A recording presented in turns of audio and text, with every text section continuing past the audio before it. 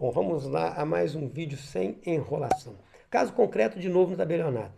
Apareceu um casal no cartório e a pergunta era a seguinte. Um deles tem usufruto sobre um bem e ele queria saber se dava para estender esse usufruto para o cônjuge. Eu falei, não, não dá.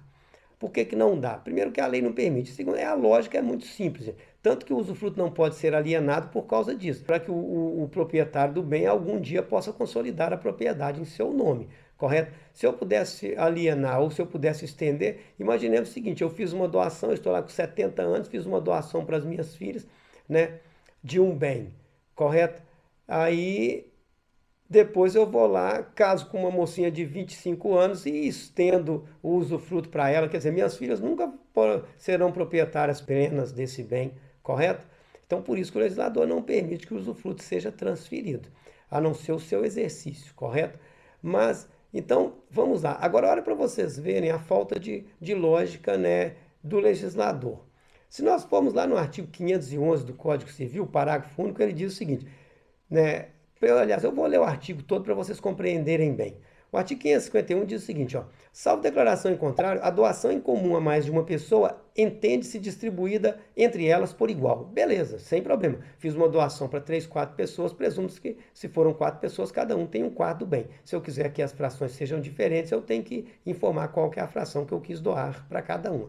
Beleza, sem dificuldade nenhuma. Parágrafo único. Se os donatários, em tal caso, forem marido e mulher, subsistirá na totalidade a doação para o cônjuge sobrevivo. Ou seja, na doação, o direito de acrescer decorre da lei. Não precisa de você manifestar, certo? Então, o meu sogro, eu tenho esse caso particular. Meu sogro doou alguns imóveis para mim e para minha esposa. Está no nosso nome. Ou seja, na falta de um de nós, o outro já passa a ser titular do domínio do imóvel inteiro, independente de qualquer manifestação nossa, em razão do que está disposto aqui no Código. Como é que isso vai ser operacionado no registro de imóveis? Aí são outros 500, que o legislador tinha que disciplinar essas questões, né? E ele não disciplina, aí cria-se um problema quando você vai tornar isso prático, vai fazer isso na prática, certo? Mas não é objeto do vídeo aqui, então eu não vou comentar, não vamos prolongar o assunto nessa direção, correto?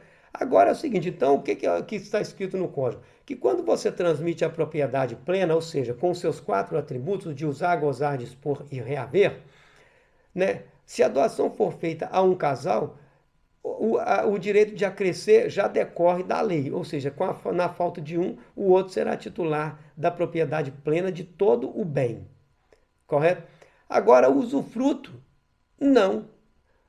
Ou seja, qual que é a lógica? Se o mais, já o direito de acrescer decorre da lei, por que que o menos eu tenho que manifestar?